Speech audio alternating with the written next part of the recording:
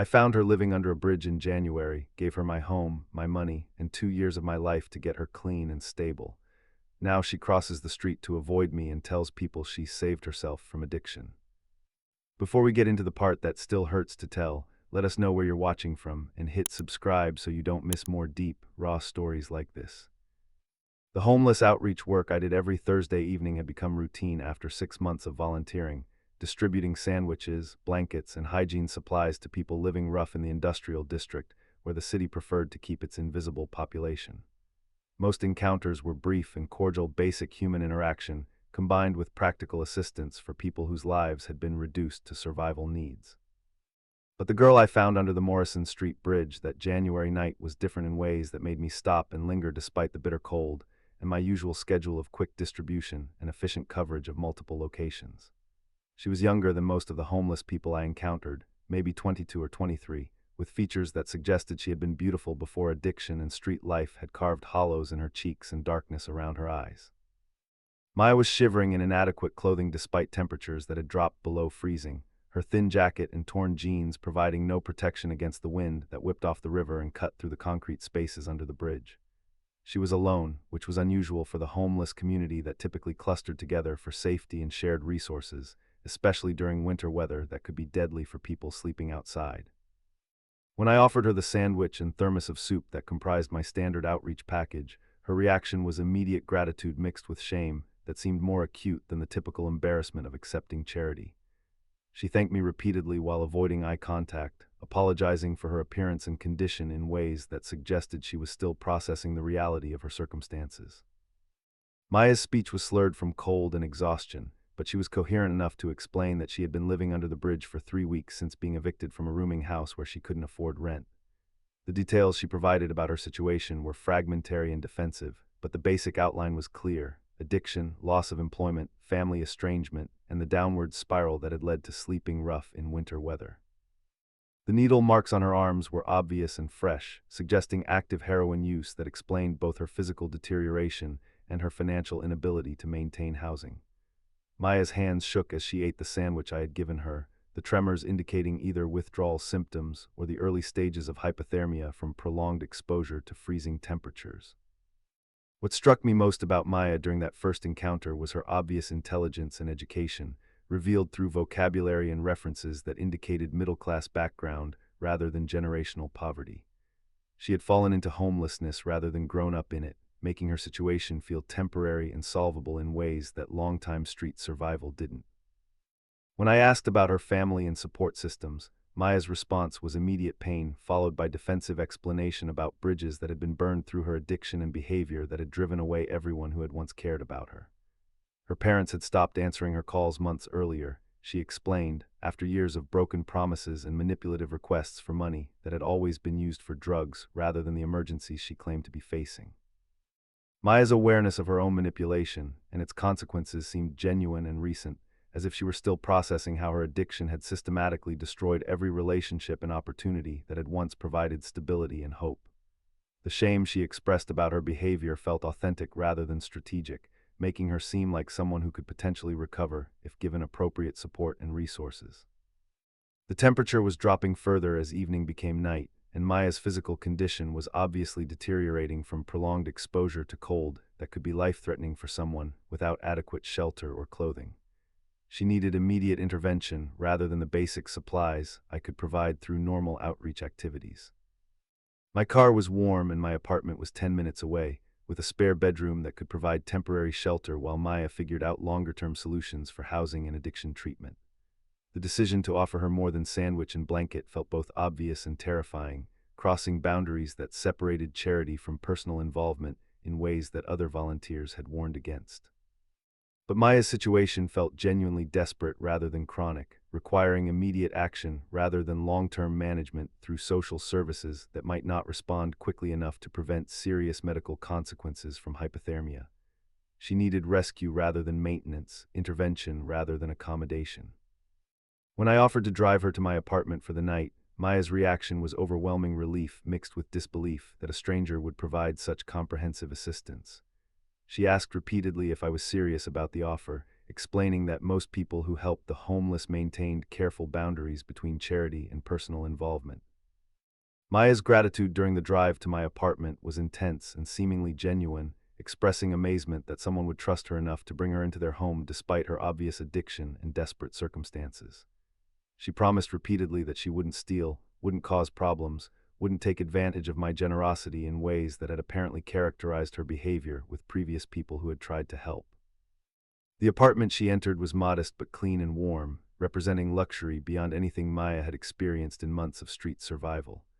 Her reaction to basic amenities like hot shower, clean towels, and comfortable bed was emotional and overwhelming, breaking down in tears about how long it had been since she had felt safe and warm. Maya's physical condition was worse than I had realized during our outdoor encounter, with malnutrition, untreated infections, and withdrawal symptoms that required immediate medical attention rather than just temporary shelter. Her addiction was advanced and dangerous, requiring professional intervention rather than good intentions and comfortable accommodations. But Maya's intelligence and apparent motivation for recovery made her situation feel hopeful rather than hopeless, temporary rather than permanent. She spoke about wanting to get clean, about missing the person she had been before addiction consumed her life, about dreams and goals that could still be achieved if she could overcome the heroin dependence that had destroyed everything else. The first week Maya stayed with me was intensive and exhausting, requiring constant attention to manage withdrawal symptoms, prevent medical complications, and provide emotional support during the psychological crisis that accompanied detoxification. She needed someone present almost constantly to monitor her condition and provide reassurance during the worst phases of withdrawal.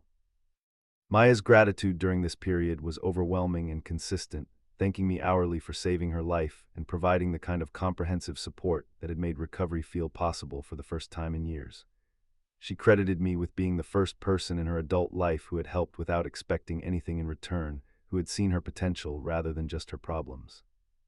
But even during those early days when Maya's appreciation felt genuine and comprehensive, there were subtle signs that her relationship with my assistants was complicated by shame about needing rescue and resentment about dependency that made genuine gratitude difficult to sustain. She would apologize repeatedly for being a burden, while simultaneously requesting additional support and accommodation.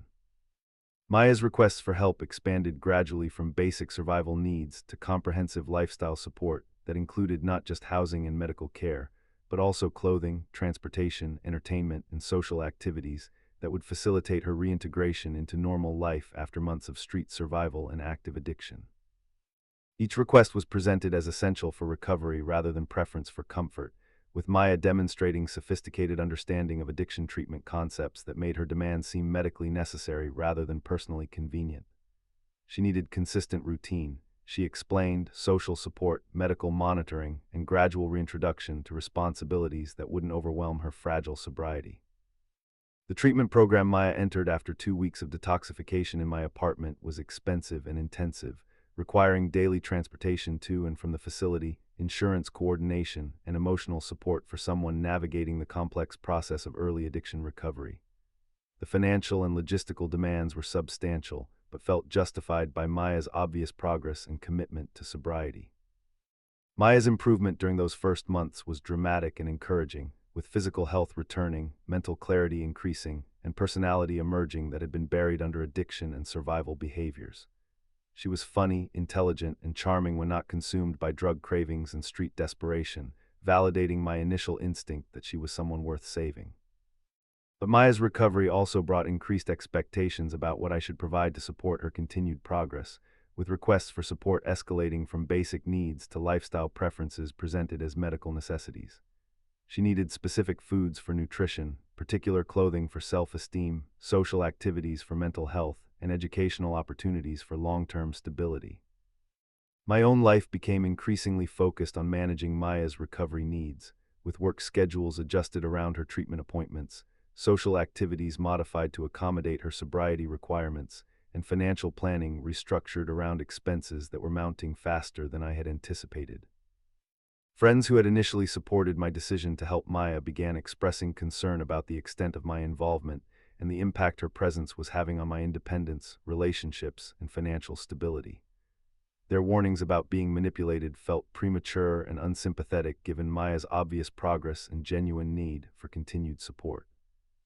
But the pattern that would define our relationship was already establishing itself during those early months. Maya's needs expanding to fill whatever resources I was willing to provide, her gratitude remaining conditional on my continued availability and support, and my identity becoming increasingly defined by being her rescuer rather than having my own independent goals and interests. 3 months into Maya's stay in my apartment, I was beginning to understand that saving someone from the streets was just the beginning of a process that could consume years and tens of thousands of dollars, while providing no guarantee that the person being saved would ultimately appreciate the sacrifice or maintain the progress that had been purchased through comprehensive external support. But Maya would curl up on my couch in the evenings, clean and sober and grateful, telling me that I had saved her life and given her hope when she had none left. And despite the mounting costs and increasing demands, those moments felt like the most important thing I had ever done for another human being. I thought I was rescuing someone who deserved rescue. I didn't understand that I was enabling someone who would eventually need to forget being rescued to feel strong, who would resent being saved once being saved was no longer necessary for survival. 6 months into Maya's recovery, I had become her primary source of financial support, emotional regulation, transportation, social connection, and crisis management, while my own life contracted to accommodate the comprehensive needs of someone rebuilding their existence from absolute zero. What had started as emergency shelter had evolved into total life support that consumed my savings, my time, and my relationships with everyone who wasn't directly involved in Maya's recovery process. The treatment program Maya had entered after detoxification was the first of several she would cycle through during her first year of sobriety, each transition accompanied by crisis and requiring immediate intervention to prevent relapse that could undo months of progress and investment. Outpatient programs became intensive outpatient when her cravings intensified. Individual therapy was supplemented with group therapy when her depression deepened. Medical monitoring became psychiatric care when anxiety attacks threatened her stability. Each escalation in Maya's treatment needs was presented as crucial for maintaining the sobriety we had worked so hard to achieve, with program coordinators and therapists emphasizing the importance of comprehensive support during the fragile early stages of recovery. Scaling back treatment or removing support could trigger relapse that would be more difficult to treat than her original addiction, they warned. Maya's relapses were strategic in their timing and devastating in their impact, occurring precisely when I expressed concerns about the sustainability of our arrangement or suggested that she might benefit from developing more independence in her recovery process. The first relapse happened after I mentioned that she should probably start contributing to household expenses once her treatment allowed part-time employment. I found Maya unconscious in my bathroom at 3 a.m, needle still in her arm, having overdosed on heroin she had somehow acquired despite constant supervision and limited access to money or transportation. The paramedics who responded explained that overdoses during early recovery were often fatal because users had lost tolerance but retained knowledge of where to obtain drugs when emotional triggers made sobriety feel impossible. Maya's survival felt like a miracle that validated every sacrifice I had made and justified every concern I had about her fragility. She cried for hours after being released from the hospital, apologizing for disappointing me and promising that she understood now how much she needed continued support and monitoring to maintain her sobriety safely. The message was clear: any reduction in my comprehensive support could result in Maya's death, making my financial and emotional exhaustion seem insignificant compared to her life-or-death struggle with addiction. My boundaries became potential murder weapons, my needs became obstacles to someone's survival. Maya's treatment team recommended residential rehabilitation after the overdose, a 90-day program that cost $18,000 and was located 3 hours away, requiring regular visits to maintain connection during her extended absence. The program was expensive but necessary, they explained, providing intensive intervention that couldn't be replicated through outpatient treatment alone. I took out a personal loan to cover the residential treatment costs, using my car as collateral because my credit cards were already maxed out from Maya's previous treatment expenses. The loan officer was concerned about my debt-to-income ratio, but approved the financing when I explained that the money was for someone's medical treatment rather than discretionary spending. Maya's letters from residential treatment were heartfelt and appreciative, describing her progress and expressing gratitude for the sacrifices I was making to provide the comprehensive care that was finally helping her address the root causes of her addiction. She was learning about trauma, codependency, and healthy relationships that would make her a better partner and friend once she completed the program. But Maya's phone calls from treatment revealed concerning patterns in how she discussed our relationship with counselors and other patients. She described me as someone who was helping with her recovery rather than someone who was funding it entirely, language that minimized the extent of my financial and emotional investment while maintaining her independence and dignity within the treatment community. The distinction mattered because residential treatment programs encouraged patients to identify their own motivations for recovery rather than external dependencies that might compromise long-term sobriety. Maya's counselors were teaching her to view recovery as personal achievement rather than collaborative effort, individual strength rather than supported process. Maya's successful completion of residential treatment was celebrated as evidence of her commitment and progress, but her return to my apartment was accompanied by subtle changes in her attitude toward our arrangement and my role in her recovery. The gratitude was still present but felt more obligatory than genuine, expressed through learned therapeutic language rather than spontaneous appreciation. More concerning was Maya's growing discomfort with the extent of her dependency on my support, which she was learning to view as potentially unhealthy for her long-term recovery rather than temporarily necessary for her survival. Her therapist had apparently identified our arrangement as codependent, warning that my comprehensive support might be enabling rather than helping. The therapeutic reframing of our relationship was sophisticated and compelling, positioning my sacrifice as potentially harmful to Maya's development of independent coping skills and self-reliance. According to this analysis, truly supportive people would encourage independence rather than maintaining dependency, would set boundaries rather than providing unlimited assistance. Maya began requesting more space and autonomy, while simultaneously needing continued financial and logistical support that made actual independence impossible. She wanted the benefits of my assistance without the emotional obligation of gratitude, the security of my resources without the vulnerability of acknowledged dependency. The double bind was exhausting and confusing. Maya needed my continued support to maintain her housing, treatment, and basic needs, but she resented needing that support and wanted me to provide it without expecting appreciation or involvement in her recovery decisions. I was supposed to fund her independence while accepting exclusion from her life. Maya's job search was half-hearted and strategic, focusing on positions that sounded impressive but had requirements she couldn't meet or schedules that conflicted with her treatment obligations. She would apply for administrative roles that required college degrees she didn't possess, or evening positions that interfered with group therapy sessions she claimed were essential for maintaining sobriety. When I suggested that Maya consider entry-level positions that would provide income and work experience while accommodating her recovery schedule, her response was immediate defensiveness about my lack of understanding regarding the challenges of finding employment with gaps in work history and limited professional experience. But Maya's reluctance to accept available employment seemed motivated by preference for continued dependency rather than inability to find work. She had become comfortable with comprehensive support that eliminated financial stress and allowed her to focus entirely on recovery without the complications that employment would introduce. My friend's warnings about Maya's manipulation had evolved from gentle concern to direct intervention as my isolation and financial deterioration became impossible to ignore. They could see that I was being systematically drained by someone whose gratitude was conditional on continued provision of unlimited resources. My best friend David was particularly direct about the unhealthy dynamics he observed, pointing out that Maya's needs seemed to expand rather than contract as her recovery progressed, that her appreciation seemed to decrease as her stability increased, that her promises of future reciprocity were always pushed further into an indefinite future. But David's criticism felt unsympathetic to the realities of addiction recovery and the genuine progress Maya was making despite setbacks and challenges. He hadn't witnessed her near-death experience under the bridge, hadn't seen her transformation from desperate addict to functioning person, hadn't understood the life-or-death nature of the support I was providing. Maya's response to criticism from my friends was immediate anxiety about their negative influences on her recovery, concern that their unsupportive attitudes might trigger relapse if I allowed their opinions to affect our arrangement. She needed consistent, positive support from people who understood addiction, she explained, not judgment from people who had never faced similar challenges.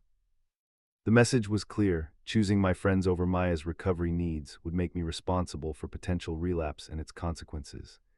My relationships outside our arrangement were threats to her sobriety rather than healthy connections that might provide perspective about our increasingly unbalanced dynamic.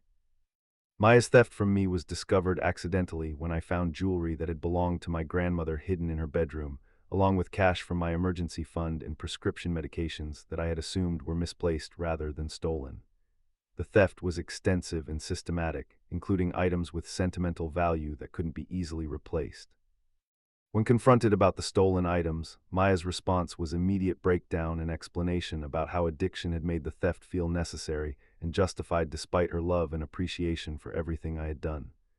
She had been planning to return everything, she claimed, but had been afraid to confess because she didn't want to disappoint me during such a crucial phase of her recovery.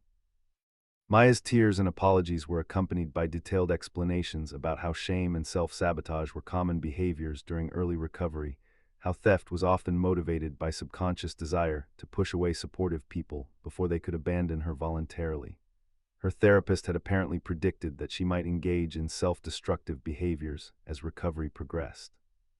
The therapeutic explanation for Maya's theft was compelling and supported by addiction literature that described such behaviors as symptoms rather than moral failures, medical issues rather than character problems. Punishing her for behavior driven by addiction would be counterproductive to recovery, potentially triggering the relapse that had been prevented through months of expensive treatment. But the theft represented a fundamental violation of trust that made me question everything about our relationship and Maya's character. If she could steal from someone who had sacrificed everything to help her, what other manipulations and deceptions had I failed to notice during months of comprehensive support? Maya's promise to earn back my trust was accompanied by increased expressions of gratitude and affection that felt calculated rather than genuine, performed rather than spontaneous. She was managing my emotional responses rather than experiencing authentic remorse, manipulating my forgiveness rather than genuinely changing her behavior. The pattern that would define the remainder of our relationship was already clear. Maya's problems would always justify her behavior, while my reactions to her behavior would always be obstacles to her recovery. Her theft was understandable, but my hurt feelings were unsupportive. Her lies were symptoms, but my distrust was enabling. 1 year into Maya's recovery, I had spent over $40,000 on her treatment, housing, and support while receiving nothing in return except intermittent gratitude that felt increasingly obligatory rather than authentic.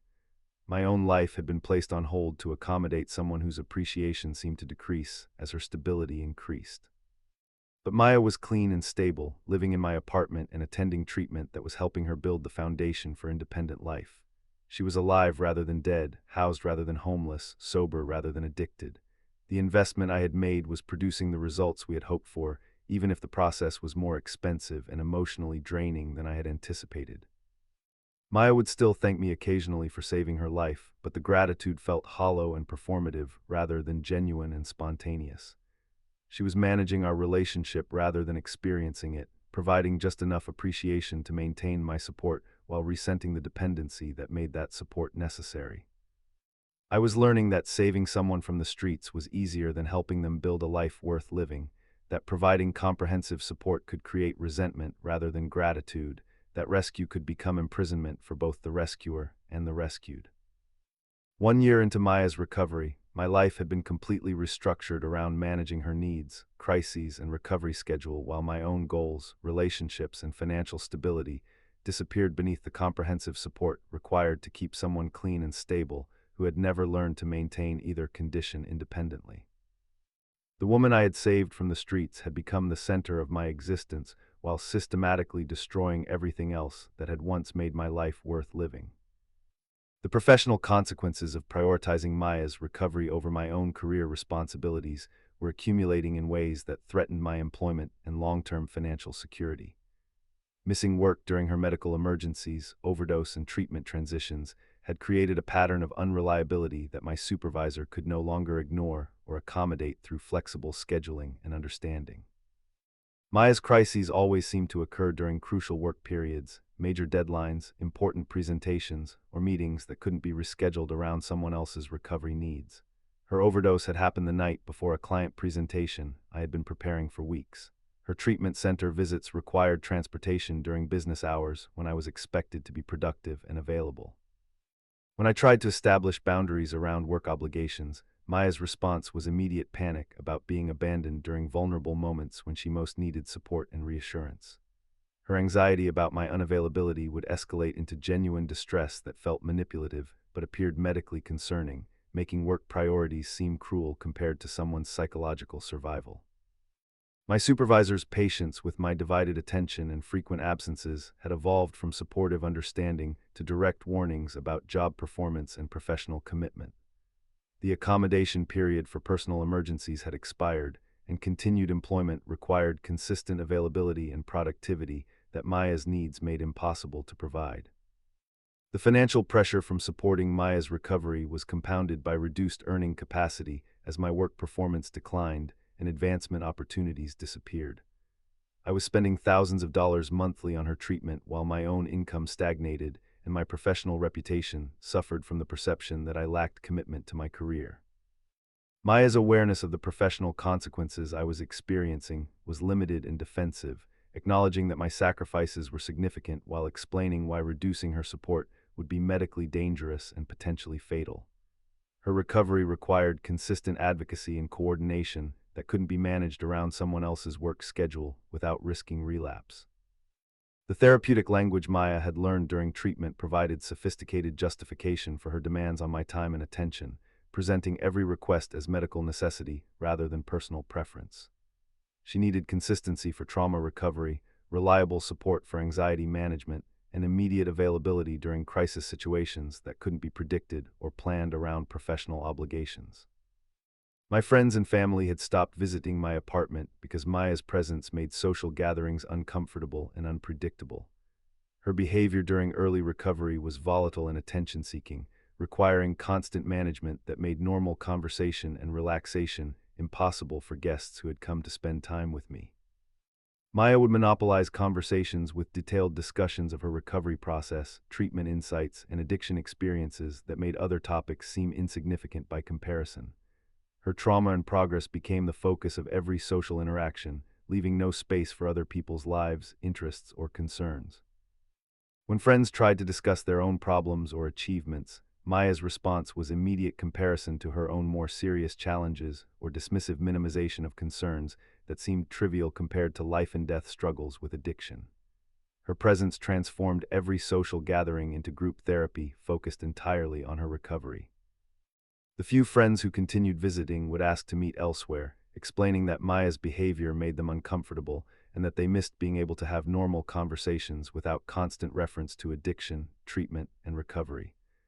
My social life gradually contracted to exclude everyone who wasn't directly involved in supporting Maya's sobriety. Maya's interpretation of these social changes was that my friends were unsupportive of my choice to help someone in recovery, evidence of their lack of understanding about addiction and their unwillingness to accommodate someone who was working hard to rebuild her life. Their discomfort was prejudice rather than reasonable response to disruptive behavior. But the reality was that Maya had learned to use her recovery status as social armor, making criticism of her behavior seem like attacks on someone vulnerable rather than reasonable boundaries around inappropriate conduct. Her addiction became excuse for any rudeness, selfishness, or manipulation that made other people uncomfortable. My family's reaction to Maya's presence in my life was more direct and increasingly concerned, as they witnessed the toll that supporting her recovery was taking on my health, finances, and emotional well-being. They could see that I was being systematically drained by someone whose gratitude was conditional and whose demands were unlimited. My sister Emma was particularly vocal about Maya's manipulation and the unhealthy dynamics she observed during family gatherings that Maya attended uninvited, presenting herself as my partner rather than someone I was helping through temporary crisis. Maya had begun acting as if our arrangement was romantic relationship rather than charitable assistance. Emma's criticism of Maya was met with immediate emotional response, tears, apologies, and detailed explanations about how rejection and abandonment were her biggest triggers, how family acceptance was crucial for her recovery, how negative attitudes from my relatives could undermine months of therapeutic progress. The manipulation was sophisticated and effective because it contained elements of truth about addiction recovery wrapped around demands for accommodation that went far beyond reasonable support. Maya's trauma was real, but her use of that trauma to control other people's behavior was calculated and strategic. My emotional exhaustion from managing Maya's recovery was profound and ongoing, requiring constant vigilance to prevent relapse while providing encouragement for progress that felt incremental and fragile.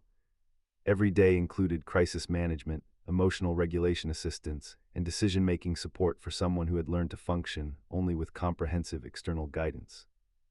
Maya's inability to handle normal adult responsibilities independently meant that I was managing not just her recovery, but her entire existence, scheduling appointments, coordinating treatment, handling finances, making decisions about housing and health care that should have been her responsibility as an adult receiving assistance.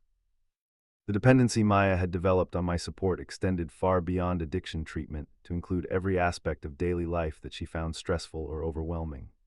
She couldn't handle conflict with roommates in group housing, couldn't manage work schedules that conflicted with treatment, couldn't make decisions about relationships or social activities without extensive consultation and approval. But Maya's dependence was presented as temporary necessity during early recovery rather than learned helplessness that was becoming permanent. She would eventually develop independent coping skills, she assured me, but rushing the process could trigger relapse that would undo all the progress we had achieved together. The timeline for Maya's independence kept extending as her recovery progressed, with new challenges and complications requiring continued support that couldn't be withdrawn without risking her sobriety. Every milestone of progress was accompanied by new reasons why comprehensive assistance remained medically necessary. Maya's threats of relapse whenever I suggested boundaries or reduced support were subtle but consistent, presented as medical warnings rather than emotional manipulation. She would describe increased cravings during periods of stress, mention thoughts about using drugs when feeling overwhelmed, or express concerns about her ability to maintain sobriety without consistent support. The threats were never direct demands, but rather expressions of vulnerability that made reducing support seem dangerous and irresponsible. Maya had learned to weaponize her fragility, using her addiction history to prevent any expectations or limitations that might require independent functioning. My own mental health was deteriorating under the constant pressure of being responsible for someone else's survival while managing the professional and financial consequences of that responsibility. I was developing anxiety and depression that I couldn't afford to treat because Maya's treatment consumed all available resources. The irony of becoming mentally unhealthy from supporting someone else's mental health recovery was not lost on me, but addressing my own needs felt impossible when Maya's needs were presented as more urgent and serious. Her survival took precedence over my well-being, her recovery over my stability. Maya's awareness of my declining mental health was limited and defensive, acknowledging that I seemed stressed while maintaining that reducing her support would be more harmful than beneficial for both of us. She needed me healthy and stable, she would explain, which meant I should practice better self-care while continuing to provide comprehensive assistance. But self-care was impossible when all my time, money, and emotional energy were consumed by someone else's recovery needs. The advice to take better care of myself while maintaining the same level of support for Maya was mathematically impossible and emotionally tone-deaf. The most devastating realization was understanding that Maya's recovery was progressing while mine was deteriorating, that her stability was increasing while my life fell apart, that her future was brightening while mine darkened under the weight of sacrifice that seemed to benefit only the person receiving it. Maya's gratitude during this period was intermittent and performative, expressed primarily when she needed reassurance about continued support rather than spontaneous appreciation for assistance received. She had learned to manage my emotions through strategic expressions of thankfulness that maintained my investment without requiring genuine appreciation. The few times Maya expressed authentic emotion about our arrangement, it was more often resentment about her dependency than gratitude for my support. She seemed to resent needing help more than she appreciated receiving it, viewing our relationship as evidence of her weakness rather than proof of my generosity. 1 year into supporting Maya's recovery, I was beginning to understand that saving someone from the streets was just the beginning of a process that could consume everything I possessed, while providing no guarantee that the person being saved would ultimately value the sacrifice or maintain the progress that had been purchased through comprehensive external support. But Maya was alive, clean, and stable, making progress toward independent functioning that validated every sacrifice I had made despite the personal cost. She had transformed from dying addict to functioning person through support that I had chosen to provide, making my suffering feel meaningful even as it became unbearable. Maya would still acknowledge occasionally that I had saved her life, but the gratitude felt obligatory rather than heartfelt, delivered with the tone of someone fulfilling social expectations rather than expressing genuine emotion.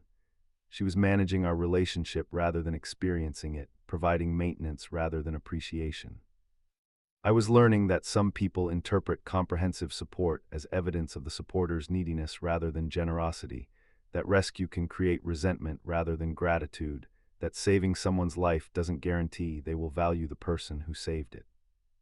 The woman I had found dying under a bridge was becoming someone who viewed my sacrifice as burden rather than gift, my love as obligation rather than choice, my presence as reminder of weakness rather than evidence of strength. 18 months into Maya's recovery, her successful completion of long-term treatment marked the beginning of a transformation that would recast me from lifesaver to liability, from the person who had rescued her to the person she needed rescue from. The moment Maya achieved stable sobriety and independent functioning, our relationship shifted from grateful dependency to embarrassed resentment in ways that revealed how thoroughly she had come to view my sacrifice as evidence of her weakness rather than proof of my devotion. Maya's graduation from the intensive outpatient program was celebrated as a major milestone by her treatment team, marking her transition from active recovery management to maintenance of sobriety through independent coping skills and community support. The comprehensive intervention that had consumed 18 months and $47,000 of my money was officially complete, with Maya declared ready for independent living and self-directed recovery. The ceremony recognizing Maya's achievement was attended by her new recovery community, fellow patients, counselors, and program graduates who had become her primary social circle during treatment. I was invited but positioned as a supportive friend rather than the person whose sacrifice had made her recovery possible, minimizing my role to avoid highlighting the extent of her previous dependency.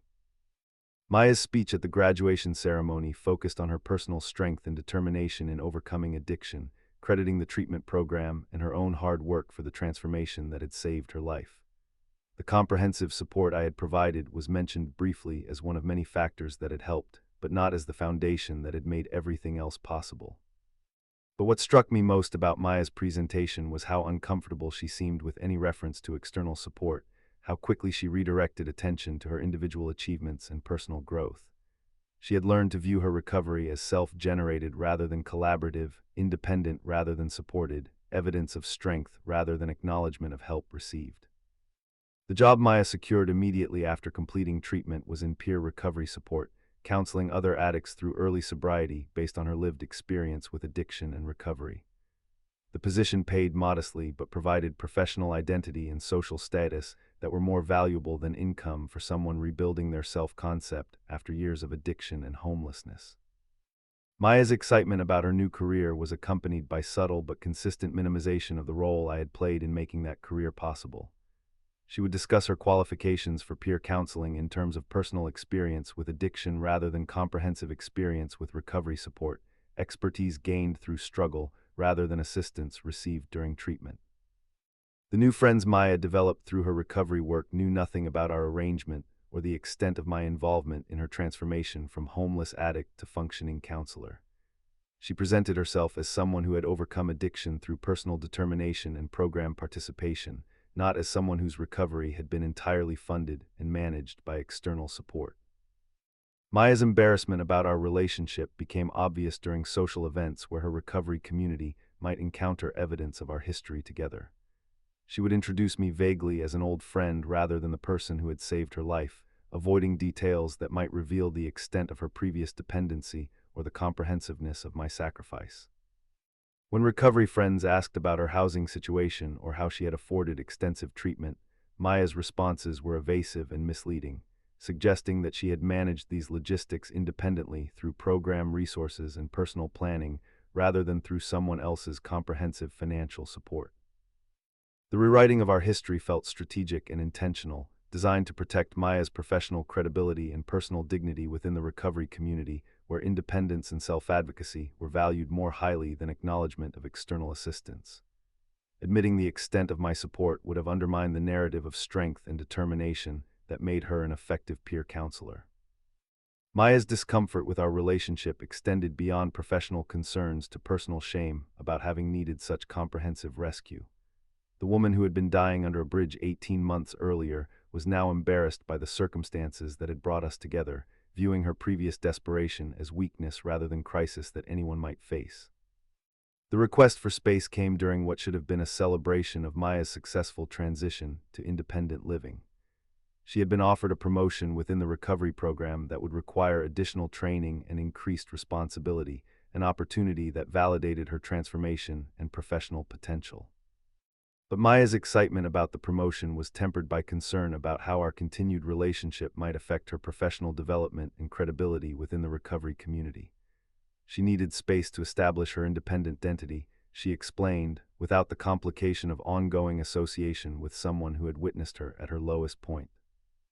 Maya's explanation for needing distance was wrapped in therapeutic language about healthy boundaries and codependency recovery, presenting our separation as beneficial for both of us rather than abandonment of someone who had sacrificed everything for her benefit. She had learned that ongoing dependency relationships could undermine long-term sobriety by preventing development of true independence. But the subtext was clear. Maya's professional success required erasing evidence of the comprehensive support that had made that success possible. I had become inconvenient reminder of her weakness rather than appreciated evidence of my strength, liability rather than asset in her new life. The conversation about separation was brief and definitive, with Maya explaining that she needed to focus on building independent relationships and professional identity without the complications that our history created for her recovery community connections. She appreciated everything I had done, she assured me, but continuing our close relationship would be unhealthy for both of us. Maya's use of recovery language to justify ending our relationship was particularly cruel because it transformed my sacrifice into something pathological rather than generous, codependent rather than caring, harmful rather than helpful. The comprehensive support I had provided was reframed as enabling that had potentially delayed her recovery rather than made it possible. The therapeutic concepts Maya deployed to justify our separation were sophisticated and compelling, supported by addiction literature that warned about the dangers of dependent relationships in recovery. According to this analysis, truly supportive people would encourage independence by stepping back rather than maintaining connection that could compromise long-term sobriety. But Maya's interpretation of these concepts conveniently positioned my continued presence as harmful to her recovery, while ignoring the fact that her recovery existed only because of my previous presence. She was using recovery theory to justify abandoning the person whose sacrifice had made her recovery possible. My attempts to discuss the inequity of our separation were dismissed as evidence of unhealthy attachment and inability to support Maya's growth toward independence. Any expression of hurt about being discarded after comprehensive sacrifice was interpreted as manipulation designed to maintain control over her recovery process. The impossible situation was that defending my role in Maya's recovery validated her accusations about codependency, while accepting her minimization of my sacrifice enabled her historical revision. There was no response that wouldn't confirm her narrative about our relationship being unhealthy for her continued progress. Maya's new boyfriend appeared within weeks of our separation, someone she had met through her recovery work who admired her strength and independence in overcoming addiction through personal determination. He knew nothing about our history or the comprehensive support that had made her recovery possible, seeing only the successful woman she had become. The speed with which Maya developed this new relationship felt strategic rather than organic, designed to demonstrate her independence and emotional availability while establishing social proof that she was desirable to people who hadn't witnessed her lowest moments. Her new relationship was evidence of successful recovery rather than acknowledgement of recovery assistance. Maya's presentation of her recovery story to her boyfriend excluded any reference to comprehensive external support, describing her transformation as individual achievement through program participation and personal commitment. She had saved herself through strength and determination, with minimal assistance from friends who had believed in her potential. The complete erasure of my role from Maya's recovery narrative was devastating, but not surprising given her obvious shame about having needed such extensive rescue. Acknowledging my sacrifice would have required acknowledging her previous helplessness, vulnerability that she preferred to forget rather than integrate into her new identity. Maya's professional success as peer counselor was built on expertise derived from personal experience with addiction and recovery, but her credibility required maintaining the fiction that her recovery had been self-directed rather than externally managed. Admitting comprehensive dependence would have undermined her authority to counsel others about independence. The recovery community's celebration of Maya's transformation was inspiring and well-deserved based on her current functioning and commitment to helping others, but it was celebration of individual triumph built on collective effort that had been systematically erased from the official narrative. Maya's speeches about recovery often included advice about accepting help when needed while maintaining personal agency and self-determination, concepts that were technically accurate but ironically delivered by someone who had accepted comprehensive help while denying that acceptance once it was no longer necessary. The woman who had been dying in the cold 18 months earlier was now teaching others about strength and resilience, using insights gained through recovery that had been entirely funded and managed by someone whose existence she now denied. Her expertise was real, but its foundation was fabricated. 18 months after finding Maya under the bridge, I was watching her receive recognition for overcoming addiction through personal strength while being excluded from the celebration of transformation that I had made possible. The person I had saved was being honored for saving herself, while I was relegated to observer status in my own success story. The most painful realization was understanding that Maya's resentment about our relationship was genuine rather than strategic. She truly believed that my presence in her life was harmful rather than helpful, that my support had been enabling rather than empowering, that my love had been codependent rather than generous. Maya had convinced herself that she would have recovered independently if given the opportunity, that my intervention had actually delayed her natural healing process, that her current success was despite my help rather than because of it. The psychological revision was complete and apparently permanent. The woman I had rescued from death was now protecting herself from the person who had provided that rescue, viewing my sacrifice as threat rather than gift, my presence as reminder of weakness rather than evidence of strength. Maya needed to forget being saved to feel strong, needed to deny receiving help to feel independent.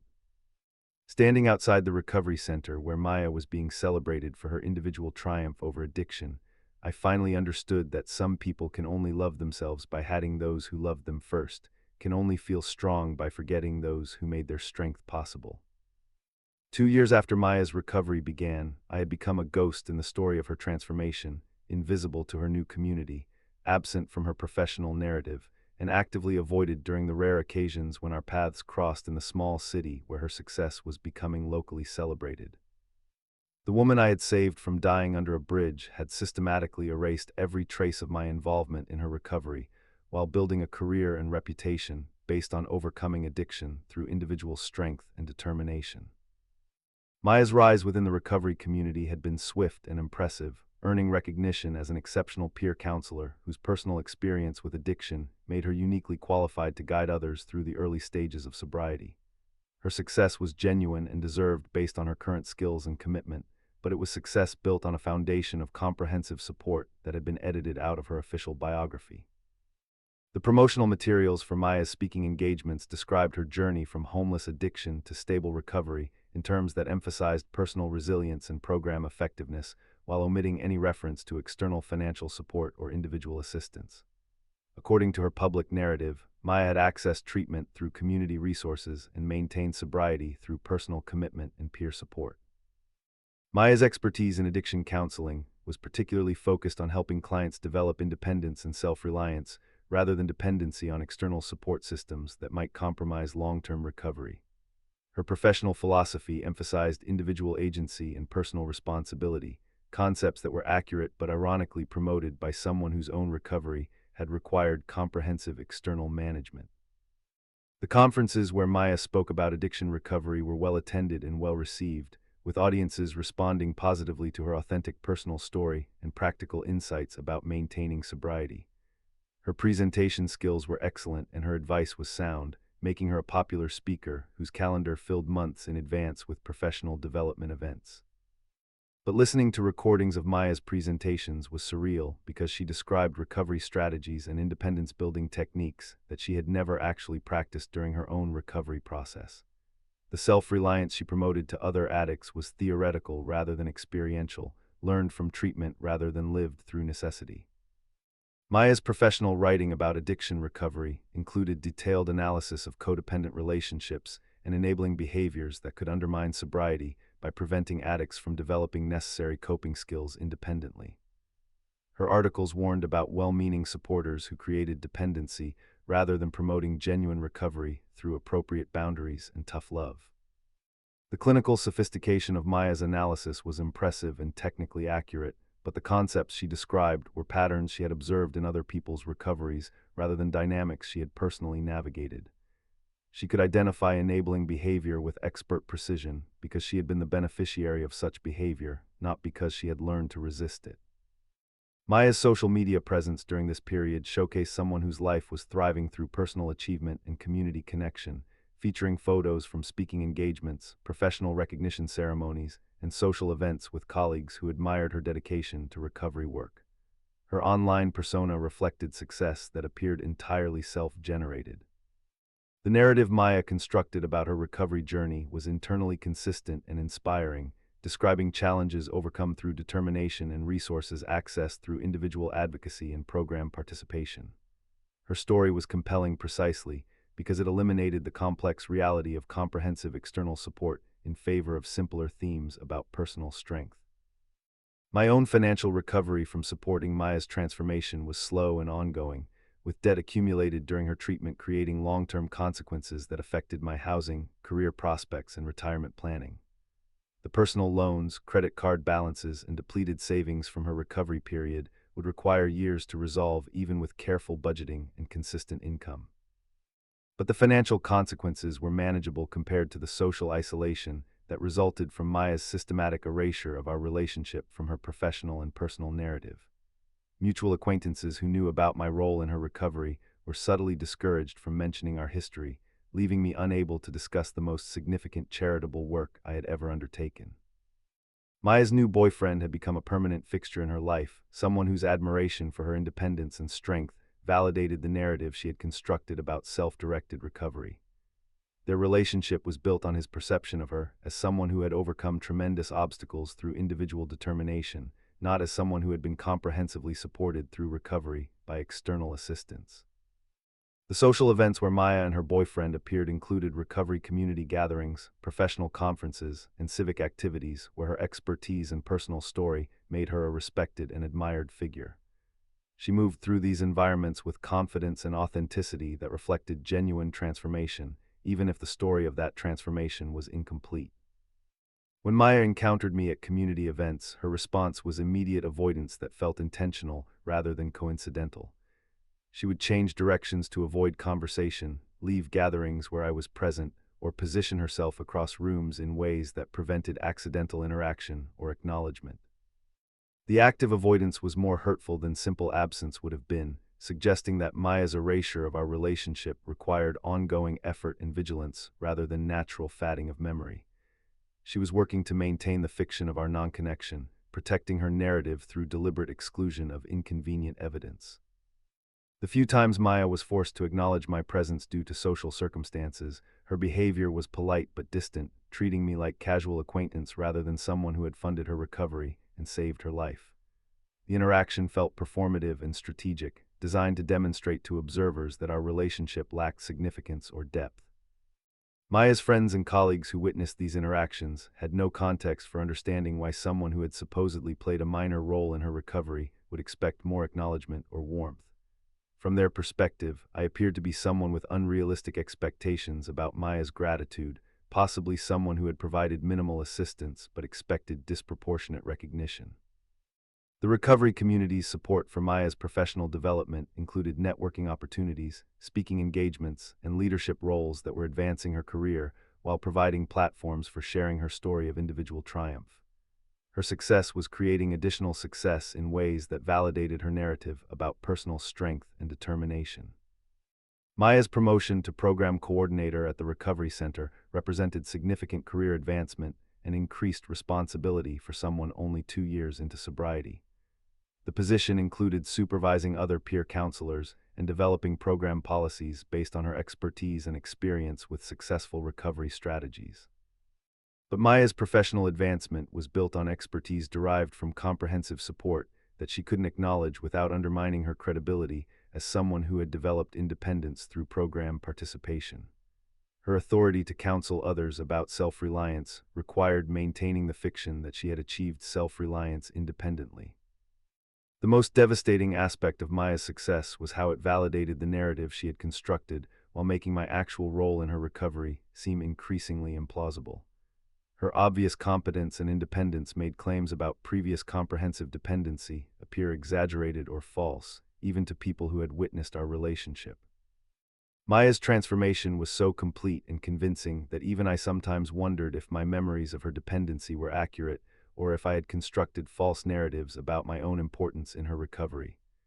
Her current functioning was so different from her previous helplessness that the connection between them seemed impossible rather than inevitable. The psychological sophistication of Maya's recovery work included insights about trauma, addiction, and healing that she presented as personal discoveries rather than concepts learned during treatment that I had funded. Her therapeutic language was impressive and accurate, but it was education rather than experience, training rather than trial. Maya's relationship with her new boyfriend was progressing toward marriage, with engagement plans that included a recovery community celebration of two people whose love had developed through shared commitment to sobriety and mutual support.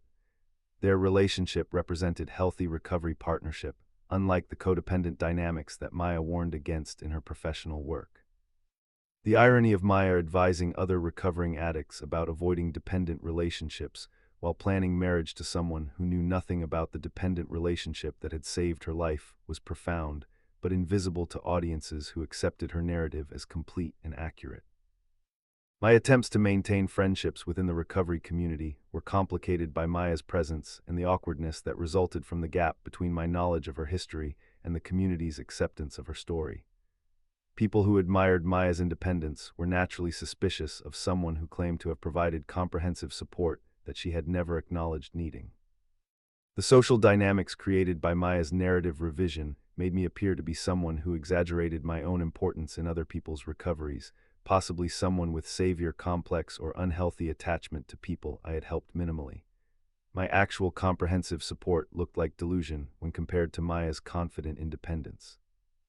2 years after beginning Maya's recovery, I was watching her receive professional recognition for expertise gained through treatment I had funded, while being positioned as someone whose claims about supporting her were inappropriate and potentially harmful to her continued success.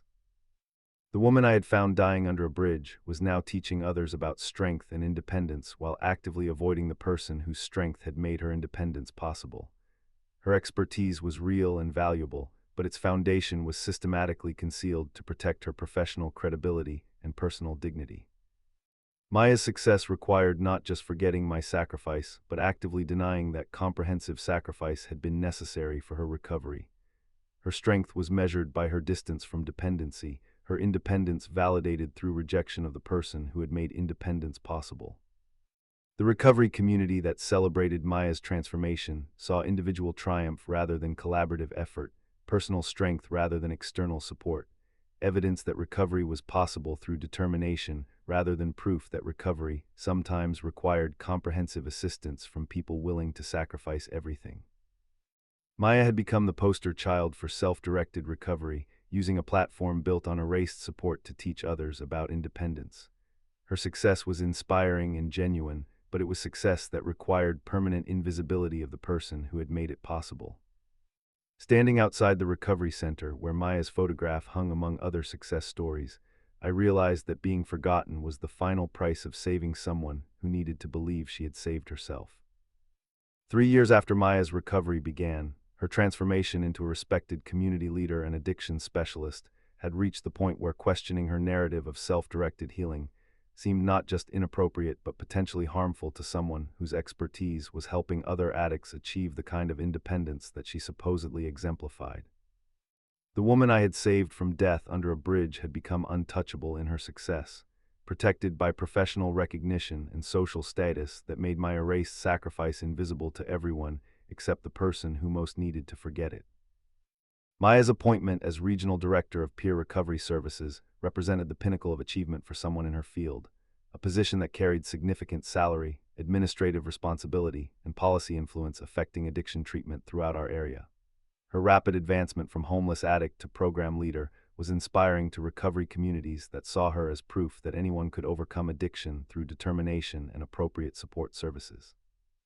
But Maya's professional success was accompanied by increasing sophistication in managing her public image and narrative control, ensuring that her origin story remained focused on individual strength rather than external assistance. She had learned to present her transformation in ways that inspired hope without raising questions about the resources and support that had made transformation possible. Maya's speaking engagements had expanded beyond local recovery programs to include state conferences, university presentations, and policy forums where her personal story provided compelling evidence for funding addiction treatment services. Her expertise was sought by legislators, healthcare administrators, and social service agencies developing programs for homeless addicts. The professional validation Maya received from government officials and healthcare experts reinforced her narrative about overcoming addiction through personal resilience and program effectiveness.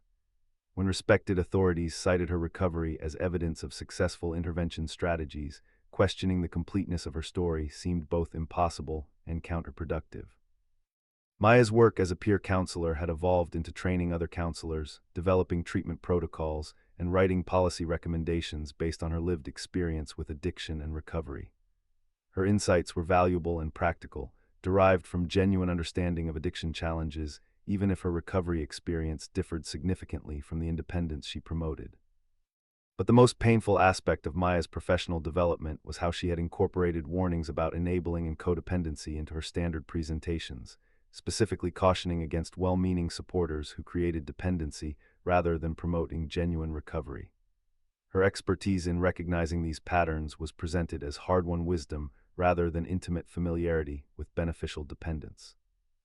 Maya's analysis of unhealthy support relationships was clinically sophisticated and technically accurate, describing how comprehensive assistance could prevent addicts from developing necessary coping skills and self-reliance. According to her professional presentations, truly supportive people encouraged independence through appropriate boundaries rather than unlimited assistance that might delay recovery. The irony of Maya teaching others to avoid the kind of comprehensive support that had saved her life was profound, but completely invisible to audiences who accepted her narrative as factual rather than strategic. She was warning people against the very behavior that had enabled her current success while positioning herself as someone who had learned to recognize and resist such dynamics. Maya's new relationship had progressed to marriage, with a wedding ceremony that received coverage in recovery community publications as an example of healthy partnership between two people committed to sobriety and mutual support. Her husband was a fellow addiction counselor whose admiration for her independence and strength validated the narrative she had constructed about self-directed recovery.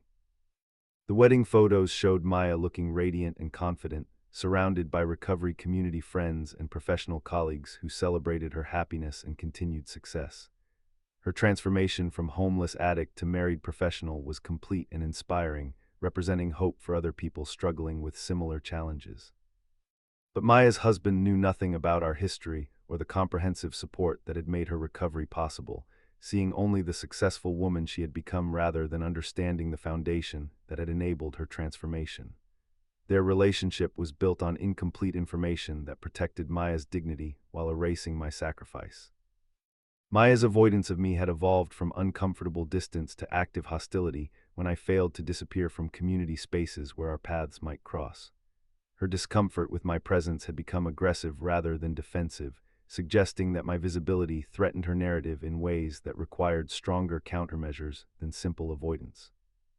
The hostility was subtle but unmistakable, pointed comments about people who couldn't move on from past relationships, professional discussions about unhealthy attachment in recovery settings, social dynamics that positioned me as someone whose presence was inappropriate or disruptive to recovery community events. Maya's influence within the recovery community was sufficient to affect my welcome at events and programs where her opinion carried weight with organizers and participants. People who might have been friendly became distant, activities that had been inclusive became exclusive, social dynamics that had been comfortable became tense. The systematic exclusion felt like punishment for refusing to disappear voluntarily, consequences for my failure to accept erasure from Maya's success story gracefully. My visibility was interpreted as inappropriate persistence rather than natural presence in community spaces that predated Maya's involvement. Maya's professional presentations now included specific warnings about people who used past assistance to claim ongoing connection with recovering addicts, describing such behavior as boundary violation that could threaten sobriety by preventing development of healthy relationships. Her analysis was technically accurate but personally targeted. The clinical language Maya used to describe inappropriate attachment provided sophisticated justification for excluding me from her life, while making such exclusion seem medically necessary rather than personally chosen. She was protecting her recovery rather than avoiding acknowledgement, maintaining healthy boundaries rather than denying history. My employment in social services had become complicated by Maya's professional influence and the awkward dynamics created by our unacknowledged history. Colleagues who admired Maya's expertise were naturally suspicious of someone whose claims about supporting her recovery weren't validated by her own account of her transformation. The professional consequences were subtle but persistent, affecting networking opportunities, collaborative relationships, and career advancement in ways that were difficult to address directly without seeming to attack someone whose reputation was above reproach within our professional community. Dating had become virtually impossible because potential partners within my social and professional circles were likely to encounter Maya's influence and accept her implicit narrative about our relationship being inappropriate or unhealthy. Women who might have been interested became cautious when they learned about my supposedly problematic attachment to someone in recovery.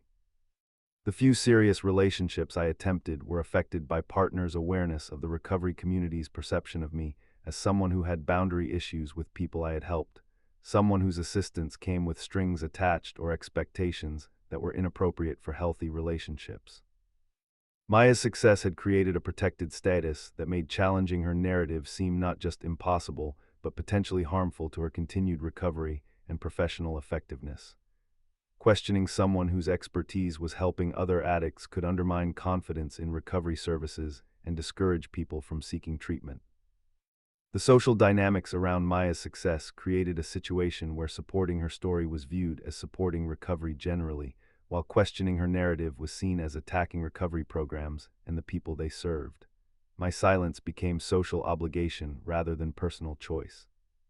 Maya's influence extended beyond professional circles to civic leadership, with appointments to city committees addressing homelessness and addiction policy. Her personal story and professional expertise made her a valuable advisor for elected officials developing programs to address problems she had supposedly overcome independently. The policy recommendations Maya provided to local government were sound and practical, based on genuine understanding of addiction challenges and treatment needs. Her expertise was real and valuable, even if the personal experience that validated her expertise was incomplete and strategically edited. But watching Maya advise city officials about supporting homeless addicts while systematically erasing the person who had provided that support to her was particularly cruel. She was helping develop programs that might save other people in her former situation while denying that she had been saved through individual intervention. Maya's photograph appeared in the local newspaper accompanying an article about her appointment to the mayor's task force on addiction policy, with biographical information describing her recovery as triumph of personal determination over addiction. The article positioned her as someone whose lived experience made her uniquely qualified to advise about effective intervention strategies. The media coverage of Maya's achievements was consistently positive and inspiring, focusing on her transformation from addiction to leadership without exploring the resources and support that had made transformation possible. Her story was presented as evidence that recovery was achievable through individual commitment and appropriate programs. 3 years after beginning Maya's recovery, I was watching her receive recognition for expertise derived from comprehensive support while being systematically excluded from the community that celebrated her transformation. The woman I had saved was being honored for saving herself, while I was relegated to persona non grata status for refusing to pretend the saving hadn't happened.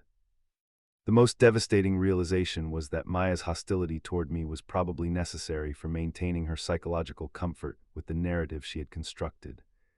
Acknowledging my role in her recovery would have required acknowledging her previous helplessness, vulnerability that she preferred to forget rather than integrate into her identity. Maya's success required not just forgetting my sacrifice, but actively resenting my continued existence as evidence that comprehensive sacrifice had been necessary. I had become living reminder of her weakness rather than witness to her strength, threat to her dignity rather than proof of my generosity. The recovery community that celebrated Maya's expertise saw individual achievement rather than collaborative effort, personal triumph rather than external support, evidence that recovery was possible through determination rather than proof that recovery sometimes required someone willing to sacrifice everything. Maya's professional presentations about independence and self-reliance were delivered with conviction and authority that suggested genuine belief in the concepts she promoted, even though her own recovery had contradicted every principle she now taught others to embrace.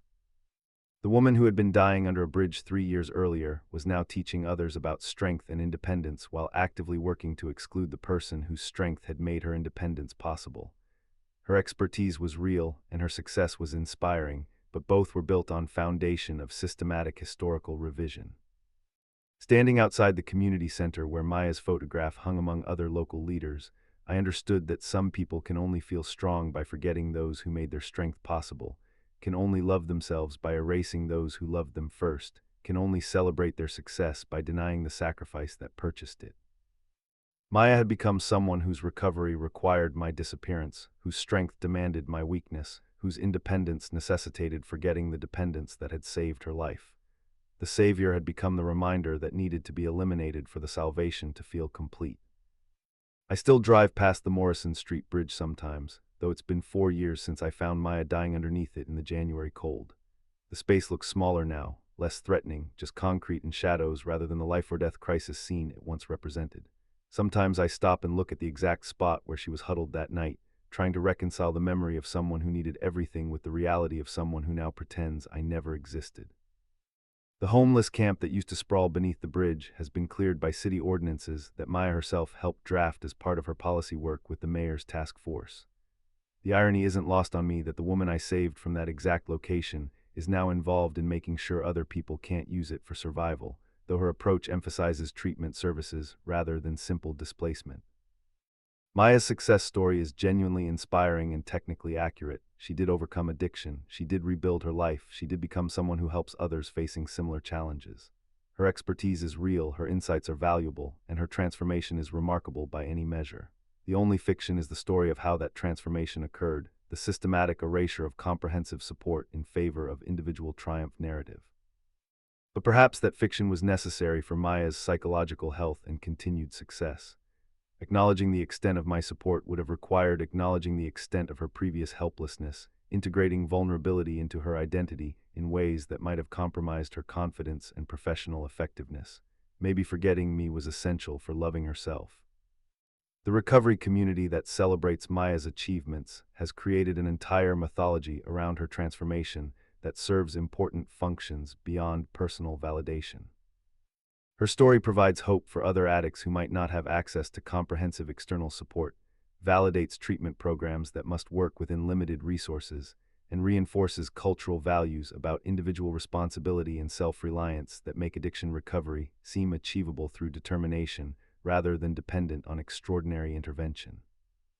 Maya's narrative about self-directed recovery has become template for other success stories within the program, with her techniques and insights being incorporated into treatment protocols that emphasize individual agency over external dependency. Her professional presentations are used to train other peer counselors about promoting independence rather than enabling continued reliance on support systems. The influence of Maya's approach extends beyond our local recovery community to state and national conferences, where her expertise is sought by program administrators and policymakers developing addiction treatment services. Her insights about avoiding codependent support relationships have been incorporated into training materials and treatment guidelines that reach thousands of addiction professionals. But the cost of that narrative is erasure of people who make extraordinary sacrifice to help others during crisis, invisibility of comprehensive support that enables individual success, denial of collaborative effort in favor of inspiring but incomplete stories about personal triumph. The methodology Maya teaches actively discourages the kind of intervention that saved her life. I've learned to distinguish between helping someone recover and enabling someone to avoid the discomfort that recovery requires. My comprehensive support allowed Maya to maintain comfort and dignity during early sobriety, but it also prevented her from developing the resilience and self-reliance that genuine recovery demands. I was so focused on removing obstacles that I never let her learn to overcome them independently. The pattern I now recognize is how some people need to erase their rescuers to feel strong, need to forget their dependence to claim independence, need to deny receiving help to feel proud of their achievements. Maya's ingratitude wasn't character flaw but psychological necessity, self-protection rather than selfishness. True recovery apparently required Maya to believe she had saved herself, even if that belief necessitated forgetting the person who had actually provided salvation. Her strength was measured by distance from the weakness I had witnessed, her success validated through rejection of the person who had made success possible. The shame-based ingratitude I experience from Maya reflects broader cultural discomfort with comprehensive dependency and dramatic rescue. People want to believe that individual determination is sufficient for overcoming crisis, that external support is supplement rather than foundation, that strength comes from within rather than through others. My financial recovery from supporting Maya's transformation took 3 years of careful budgeting and debt management, with long-term consequences that affected my retirement planning and major purchase decisions. The loans I took to fund her treatment were finally paid off last month, marking the end of the most expensive charitable work I'll likely ever undertake. The $47,000 I spent on Maya's recovery represented nearly half my life savings at the time, money that had been accumulated over 15 years of careful planning and disciplined spending. The financial impact extended beyond the immediate expenses to include lost investment opportunities, delayed home ownership, and reduced retirement contributions that will affect my long-term financial security. But the financial consequences were predictable and manageable compared to the social isolation created by Maya's narrative and professional influence. Rebuilding relationships within recovery and social service communities required careful navigation of dynamics where questioning Maya's story seemed both impossible and potentially harmful to people she was helping through her professional work. The few colleagues who knew about my actual role in Maya's recovery were reluctant to acknowledge that knowledge publicly, because doing so might undermine her effectiveness as counselor or create complications for programs that were successfully using her expertise to help other addicts. The greater good argument made my erasure feel necessary rather than cruel. I eventually found meaningful work in a different field, avoiding professional environments where Maya's influence created complications for networking and advancement. The geographic distance helped, but the lesson about mixing charitable work with professional identity was permanently learned.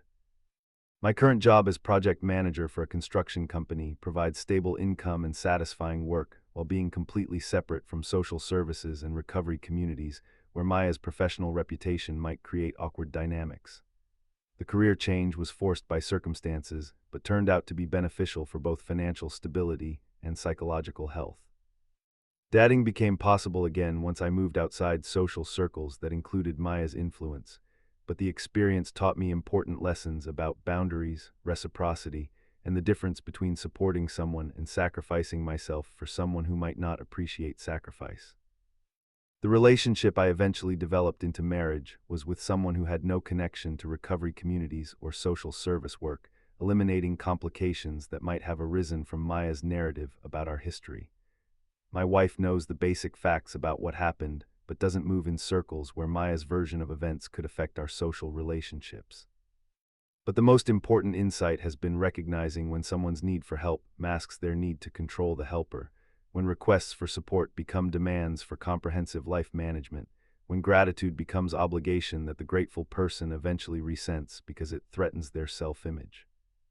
Maya's hostility toward me was probably inevitable once she no longer needed my help but still had to encounter evidence of how much help she had needed. I represented her lowest moment, her greatest vulnerability, her complete dependence on external support that contradicted the strong person she had become. Some people can integrate being helped into their identity as evidence of human connection and mutual support. Others need to forget being helped to maintain dignity and self-respect. Maya belonged to the second category, someone whose recovery required amnesia about the comprehensive assistance that had enabled it. The psychology behind Maya's transformation from grateful dependent to hostile independent reflects broader human discomfort with owing unpayable debts, with having been vulnerable enough to need rescue, with being reminded of weakness that contradicts current strength. Her resentment was defense mechanism protecting self-concept that required forgetting rather than integrating difficult history. Maya's professional success continues to expand, with recent appointment to the State Addiction Services Advisory Board and publication of articles in national recovery journals. Her expertise is sought by universities developing addiction counseling programs and government agencies creating policy for homeless populations. The good Maya does in her professional role helps hundreds of people annually, providing expertise and inspiration that enables other addicts to achieve recovery through programs and approaches she helps design and implement. Her work has genuine value and meaning that extends far beyond the personal dynamics of our erased relationship. I don't regret helping Maya. She was genuinely dying and genuinely needed intervention that saved her life. The recovery she achieved was real and valuable, worth the financial and emotional cost even if the gratitude proved temporary and strategically withdrawn.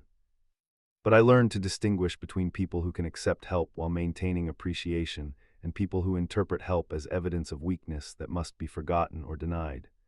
The difference isn't apparent during crisis when everyone needs everything, but becomes clear once crisis passes and choices about acknowledgement reveal character.